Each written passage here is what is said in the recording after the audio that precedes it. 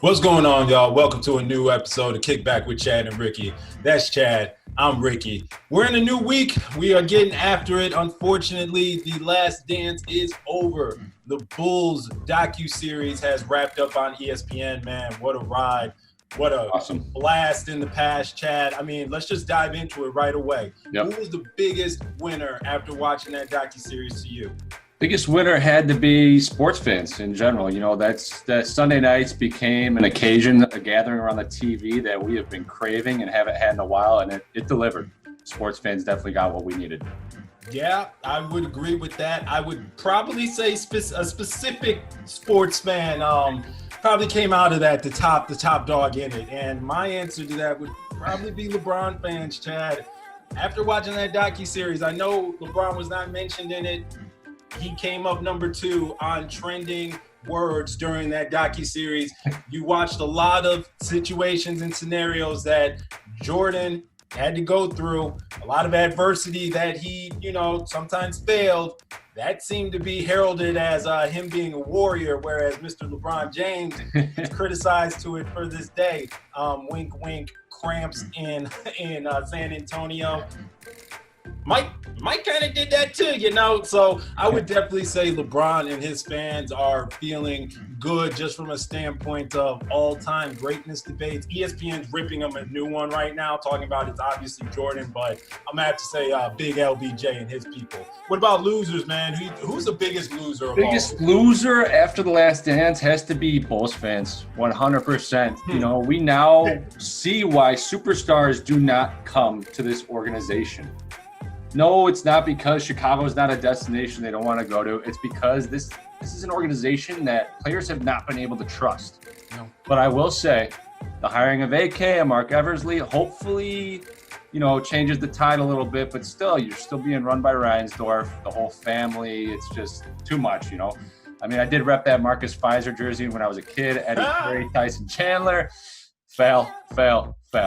Hey, shout out Tyson Chandler. He's an NBA champion. I think out of all this, right, I would agree, Bulls fans, biggest losers, right? But once again, as we wrap up The Last Dance, from the bottom of my heart as a Los Angeles Lakers fan, thank you so much, Jerry Krause, for what you did to help orchestrate bringing the best coach of all time to La La Land and helping build the next three-peat dynasty. Sir, rest easy up there. This one's for you. Speaking of dynasties, with this Bulls docu-series wrapping up, there was a really cool article put out by Bleacher Report asking fans, what next 10-part documentary would you want to see based off of an NBA franchise? Ricky? Yeah, it's got to be the Shaq Kobe Lakers. You got to just take them from Kobe's rookie year through the Shaq and Kobe's last year together. It's amazing. You have everything. You have a head coach coming on over from a championship team. You got an up-and-coming youngster in Kobe Bryant trying to be the next Michael Jordan. And then you got the big dog, the Diesel, Shaquille O'Neal coming from Orlando. We know the turmoil. We know the three-peat, back-to-back-to-back. The stories behind it would just be amazing. Unfortunately, Kobe won't be here to tell a lot of his stories, and we'll miss it for that. But it's got to be the three-peat Lakers, man. What you think? I'm going to give an outside-the-box answer, probably not a popular one, but how about the Spurs dynasty? We forget this was a franchise that won 5 championships. And I do think, the entertainment factor might be a little low, but I want to get to know Greg Popovich a little bit more and his ways. And unlike the Chicago Bulls organization, we would be able to witness how a well-oiled machine of a front office works when it comes to drafting, getting players to come over from overseas. Ricky, I said the Spurs. Oh, my bad, dog. Yeah. Kind of slept through that one, Chad. I don't think the viewers would be racing to their TVs, pandemic or not, to watch the San Antonio Spurs. Yes, great franchise, great history. They're about as boring as watching paint dry on a brick wall on a Tuesday afternoon, bro. I think Greg Popovich, his mind, though, would be something that, just give me like a 1-part documentary. Give me like an E60 on it. Yeah, E60, ESPN 30 for 30. Not worthy of the 10-part. Honorable mention that the latest Warriors dynasty. I would love to know, after getting called a bitch, how KD handled that situation on still being with that team. So obviously that was our everyone's source for entertainment during the pandemic with The Last Dance ramping up. Side note, what else you been keeping yourself busy with, Chad? How's life going over there? So without any judgment from people, hopefully it doesn't bring too much, Joss and I are road tripping. On our way to Myrtle. Myrtle Beach, South Carolina, here we come. Life's a beach. We hit the East Coast. She's got a girlfriend in Wilmington, North Carolina. Now we're down in South Carolina where the state is open. But yeah, we just avoided Tropical Storm Arthur. It just missed us to the north. But yeah, man, I mean, this is the time of the year when I'm supposed to be working pretty much nonstop every day, 30 days a month. And being unemployed, I just saw it as an opportunity to kind of get out. I haven't done much traveling in my life, so we are being smart. We got gloves at every gas station, mats in the grocery store. But yeah, we're posted up in South Carolina here for the week. Yeah, I'm sure that's a lovely experience seeing how South Carolina is dealing with a pandemic, but we don't have to dip into that too much. We'll say that for offline, man. I mean, I'm glad y'all are getting together and be able to get out there. I've been locked here in this house, pretty much in this room, working, right? Trying to buy a house. That's been not fun.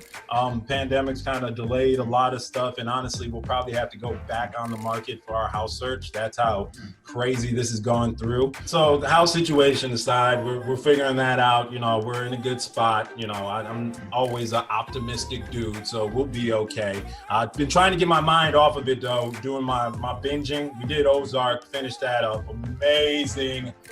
You finished all three seasons of Ozark? All 3 seasons. Went through it, man. Let me just put it this way.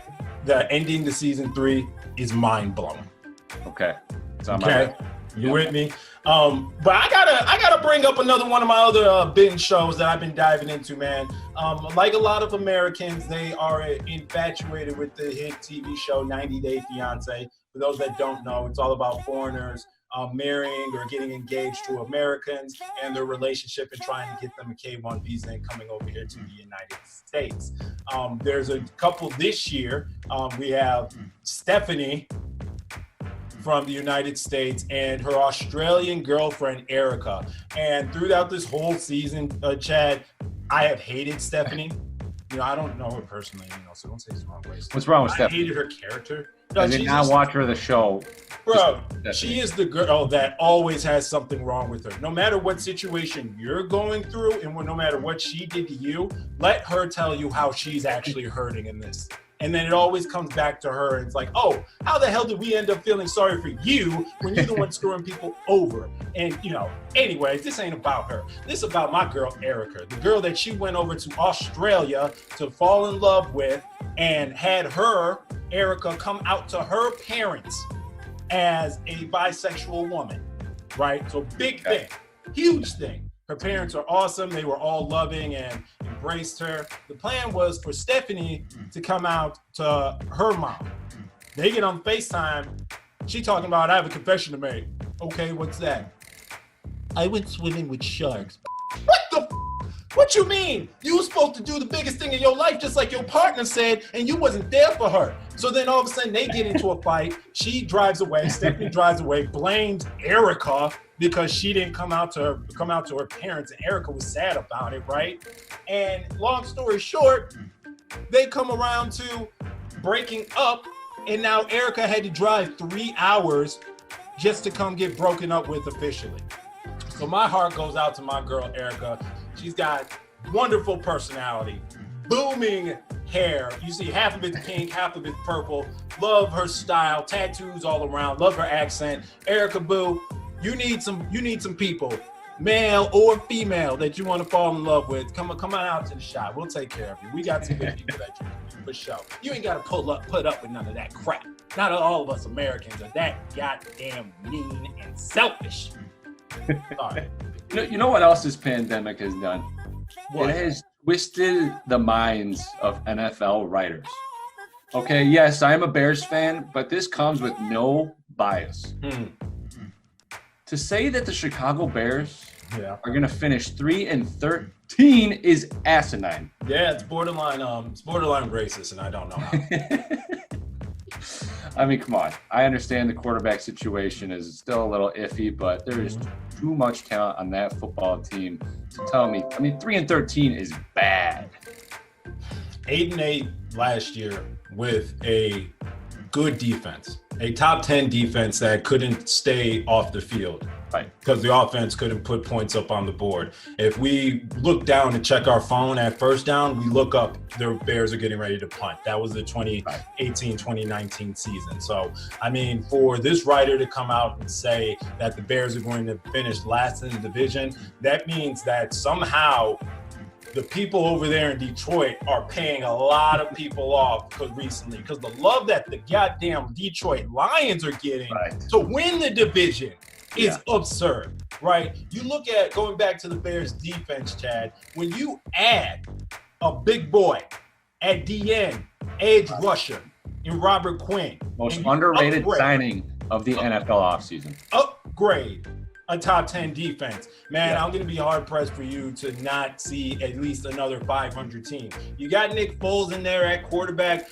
I think he's going to be the day one starter next year. I also think none of that's going to matter if the offensive line takes another step back or does not improve. So 3-13, kind of crazy, kind of clickbaitish, but at the same time, if things go wrong, and the hill is going down for the Bears, I don't think it's out of the question, brother. I'm sorry. That would mean Trevor Lawerence would be a Chicago Bear, which I wouldn't. Hey, there we go. Come on, we're not going. There's no 3-13 on the way. What you mean? Take for Trevi, man. Take for Sunshine. I'll go ahead and pull up Remember the Titans, and we'll get our blonde going, and we'll have a resurgence in Illinois with all the long blonde hair going around. If the Bears go 3-13, I don't know when I'm gonna be able to get a haircut next, so the hair is probably gonna be pretty long. I will dye it blonde. There you go. Receipt this. If the Bears go 3-13, I will look like Trevor Lawerence. You heard it here first. We will start up the Tank for Trevor train if the Bears seem to get to that point. But we don't think they will, dog. We don't think they will. Actually, it does make me think about, Chad, the whole notion of trying to generate attention today in news and just especially sports media, right? The author of that article knew what kind of reaction would come out of Chicago with that. Whether planned for that attention or not, up for debate, but I'm just real interested in kind of the state in which we're moving in, you know, giving our opinions and giving off information when we know this is going to cause a reaction and get a clicks and stuff. Hell, we've been aggregated here on Kickback and Chad and Ricky. You know? Right, and when those writers make those kind of proclamations, they know that social media presence, like the Chicago Bears, they're going to talk about that writer. So it puts their names in the mouths of Bears fans and in their Twitter fingers. See, that the age we live in, right? Hey, we're just going to entertain you here and give you our thoughts without trying to get a little too clickbaitish. So, little quick side note, make sure you guys are following us on social media. Chad and Ricky Show on Instagram, Kickback channel, Kickback with Chad and Ricky on YouTube, and you know, just follow us wherever you get your social media stuff. That's Chad Maxwell, Chad _ Maxwell. What is it? Double underscore. Chad _ Maxwell. And I'm Agent Jet Jackson. But getting back into the week that we are viewing, dog. So, Ricky, the Bears are not going 3-13 next year, which means Trevor Lawerence is not the quarterback of the future. That's fair. You know, Mitch Trubisky, Nick Foles, hopefully one of them, you know, really steps up and I don't trust that. takes over as a quarterback that we can trust in this city. But you know who might be in line to be the next starting quarterback for the Chicago Bears in the future? One Mr. Aaron Rodgers, and he has spoken about the Jordan Love pick. Yeah, A-Rod came out after Jordan Love was drafted by the Packers in the first round. They moved up to get him, by the way, too, so costing other assets. They asked Aaron how he felt about that, and he said general reaction was a surprise. Like many people, I'm not going to say I was thrilled with the pick. But I had a good conversation with him the day after the draft. I'm excited to work with him, talking about Jordan Love. Obviously, this is kind of history repeating itself. Aaron Rodgers was taken while the Packers still had Brett Favre trying to compete for championships. The Packers are doing the same thing with Jordan Love and Aaron Rodgers. Now, I don't know if you know, Aaron Rodgers is kind of, passive aggressive when he gives his comments on stuff. So when he says he wasn't thrilled with the pick, we need to start looking our eyes on 2023 because that's the earliest Aaron Rodgers could become a Bears quarterback. And damn it, I don't care if he's 47 years old. Get him to Chicago. We need it, Chad. What you think? Yeah, he's a professional in regards to his comments about Jordan Love, but he's not happy. And he did mention that he does plan on playing into his 40s. And when that contract is up, you got to think that he will be playing elsewhere. And Chicago is definitely a destination police. But in regards to the Packers making that Jordan Love pick, I don't blame them. If they think that Jordan is the next in line to be the next great quarterback in Green Bay, you get your guy. But they were a game away from the Super Bowl last year, so it is pretty ridiculous that they decided to not add talent to the offense, whether it be receiver, offensive line. So if I'm Aaron Rodgers, I'm getting out of Green Bay in 2023. Man, we talked to Will, if you guys remember back, right, when Brett Favre was going through this, there were talks about him actually talking to the Bears, right? And just the Packers would not allow that in a bazillion years. And he ended up going to the Jets and then back to the NFC North, this time with the Purple People Eaters, the Minnesota Vikings. So there's no way on God's green earth or in hell that the Packers would do any business with the Bears for A-Rod. So hopefully, I don't care if this is Jordan with the Wizards. If Aaron Rodgers is interested in coming to the Chi and trying to get some revenge on his former team, come on, brother. We'll take it. We'll take it. But anyways, dog, I got to get out of here. I got to get back to work, Chad. But we'll catch you guys. We'll be pumping out content all week this week. It's going to be me and Chad all week with y'all. We'll get some guests back up starting next week. But like we said, man, make sure you're following us. Subscribe to Kickback with Chad and Ricky on YouTube. Make sure you're following us on all social media platforms. So, Chad Maxwell, brother, be safe out there and out there in the Carolinas. Absolutely. Live free. Love hard. See y'all next week.